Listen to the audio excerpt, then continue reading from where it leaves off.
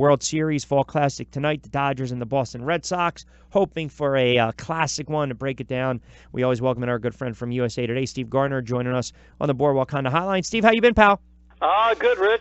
What we're all waiting for right here. Get this baby started. Yeah, two historic franchises. I thought the respective series, NLCS and the ALCS, would have went a little longer and a little deeper, but the bottom line is this: the Boston Red Sox just showed you that they were the better team, the timely hits. And then for the Dodgers, the pitching typically carries them. Milwaukee's bats went south. They went quiet. And these two teams are deserving of being in the World Series. I look at this, and I think you have two historic franchises that we know right from the back of our hand. And to me, this does have, it's set up where this matchup with Sale and Kershaw, you've got so many storylines. Price can kind of rewrite his career. Kershaw can really rewrite his career. It's just a fascinating series, and I do believe we're in store for a classic World Series. I do too, and the history between these two teams, or the history of these two teams, they hadn't met in the World Series since 1916.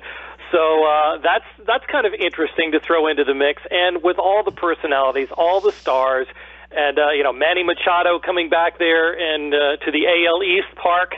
And I'm sure he's going to get a nice warm reception. Those fans certainly, I'm sure, have forgotten all about the tiffs that he's had with the Baltimore Orioles. But there's so many subplots. I think it's set up for a fantastic series.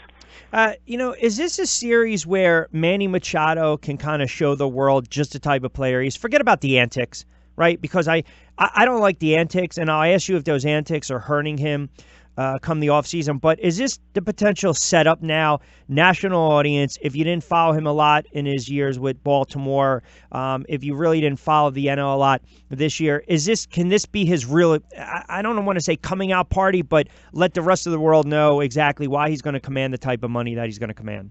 I think so, and he's a key guy both offensively and defensively for the Dodgers, and he's going to see an awful lot of important at bats. So yeah, I think this is a situation where maybe he's been toiling in relative obscurity, but people know who Manny Machado is. We saw him at the All-Star game when before the Orioles even traded him. That was he was the big name at the trade deadline. So yeah, this is the opportunity for people to see if the hoopla over Manny Machado is really worth it, and maybe some MLB front offices as well. How much pressure is on Kershaw this series? I think there's some, but not more than there was last year. You and I have talked about his legacy and everything, and he's had some very good games in postseason play. He's obviously had some clunkers, but last year in Game 1 against the Astros, had 11 strikeouts, no walks, and got the Dodgers the win. So, I mean, you can see the good Clayton Kershaw, or you could possibly see, the Red Sox get to him and rough him up a little bit. I think he's going to pitch well. I think Chris Sale is going to pitch well, and we're going to be in for a very good game in Game 1. I also think it's fascinating when you start to talk about the managers of those teams respectively. A lot of people think, in baseball you don't really need. No. Listen, come October, come the playoffs, come the World Series, managers have to manage. I mean, that's just the bottom line. They have to be able to kind of keep their starting rotation in check. They have to understand the bullpen. They have to have a feel for a game. So I also think I like the matchup within when we talk about these respective managers. I do too, and as we saw, especially in the NLCS, where Craig Counsell of Brewers was doing a lot of switching and had to manage his bullpen an awful lot and his starting rotation as well. I think we'll see some similar things. Dave Roberts or Alex Cora has got a decision to make when the series moves to L.A. What do you do with Mookie Betts? Do you move him to second base so you can get J.D. Martinez in the lineup to play the field? I think that's going to be a fascinating thing as well. What are some of the storylines, right? Because I think playing Fenway can be intimidating. You got the crowd, you got the coziness, right? You got the cold, but it's a unique stadium because it's a difficult place to play in because the outfield's pretty unique, right? You got the Green Monster on left, you got the triangle in center, you got the pesky pole right around the corner in right. So I mean, on the surface, people might not, well, what are you really trying to get to? Well, there's a lot of opportunities for maybe some misplays, and misplays to me mean extra bases. And to me, that's, that you can steal a game with that. Yeah, and I think that's where Boston has a decided edge because their outfield is one of the best we've seen in an awful long time. Maybe even in my lifetime. I think you'd have to go back to the Montreal Expos back in the day with Ellis Valentine and Warren Cromartie. Remember those names? Yep. The fantastic defensive outfield. I think this one is right up there with the best. Benintendi, Mookie Betts, and then in center with Jackie Bradley. And, all the quirks in Fenway, they know how to play those. The Dodgers haven't been in Fenway to play a series, I think, for 3 or 4 years. So they're going to have to learn on the fly. And, Cody Bellinger made some great plays in the NLCS. Chris Taylor had that huge catch.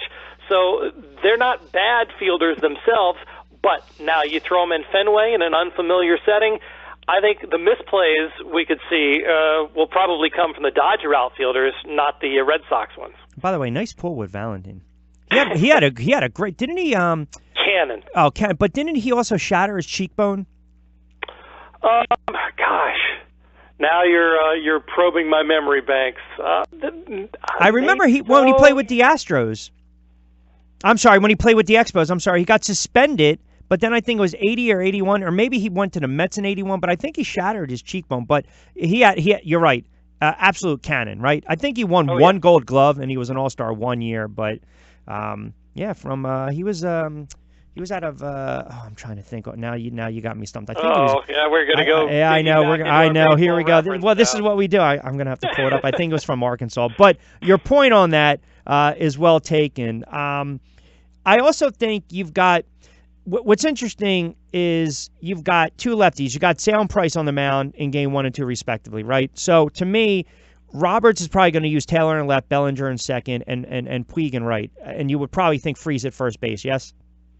I don't know about Puig. He's one of those rare guys that has reverse split. So he's actually been much better against right-handed pitchers than left-handed pitchers. So that's going to be an interesting call. I know that we'll see David Freese, and I think Kike Hernandez is probably going to be the other guy in there because although it didn't turn out this way this season, he hit lefties really, really well last year. So I think it makes him a more important player and maybe lessens Yasiel Puig. But, then you can put Puig in the later stages because the Red Sox don't really have the left-handed arms that the Dodgers do. So again, it's going to be one of those. We'll see an awful lot of managerial moves as the managers move players in and out of the lineup. It's crazy to think there's no underdog in this World Series.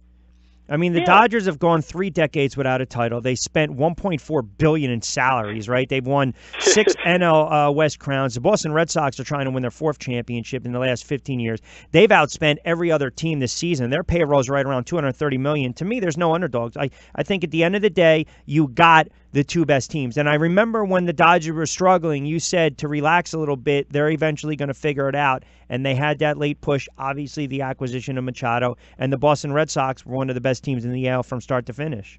Yep, it's a pair of heavyweights, and it would not surprise me one bit to have another 7-game series because they're that evenly matched. And I think the Red Sox offensively have a better top of the order, but I think the Dodgers lineup from top to bottom is better.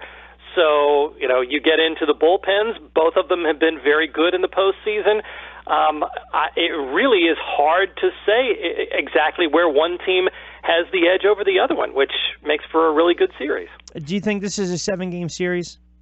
I do, and I think the bullpens are going to matter. I think one of the keys that we'll see is when do the managers go to their closers, and how much they will rely on those setup guys to get to Kenley Jansen and Craig Kimbrell, because we saw Alex Cora pitch Craig Kimbrell for more than an inning, and he doesn't usually do that. Sometimes Kenley Jansen has gone more than an inning in the postseason as well. So that, I think, is going to be a telling thing. And, when you get both of those closers in there, both of those guys have been, at least during times during the season, a little bit shaky. So, if you can steal a win off the other guy's closer, that, I think, may tip the scales in the series. It's funny. We went so long I mean, really, it's been sporadic with Game 7s. I mean, it has been. You had a couple in the 70s. Obviously, you had a couple in the 80s with the Cardinals and then the Royals, and then you got the Mets and the Sox in 86, the Twins, and then you had two in the 90s. And I believe in the 2000s, 2001, right, Diamondbacks, Yankees. You had the Angels in San Francisco, which was 2002. You had the Cardinals and the Rangers. That was a Game 7. San Fran and Kansas City a couple years ago. And then we had back-to-back Cubs, Cleveland, and Houston and Dodgers. So, you know, it's not like we've been spoiled with these Game 7s over the last 20, 30 years. It's a rarity. It seems as though it's a rarity. Yeah, and now you look at some of these past World Series, they all seem to be, you know, kind of instant classics. Yep. The way things have gone. You know, the Cubs in that Game 7, that was a thriller. The Dodgers and Astros last year, I think we're set up for one, and I, for one, will be very happy if we see 7 games. All right. Who do you like in the World Series? I think it's the Red Sox. I think that overall the rest that they've had coming into this, with the Dodgers having to fight the Brewers in another 7-game series, I think that's going to help them. I think playing 4 games in Fenway with the designated hitter will help them, 4 games maximum, and they'll pull it out. Maybe not 7, maybe 6 games, but I think the Red Sox are going to prevail. Yeah, pains me. I for so many levels. I know.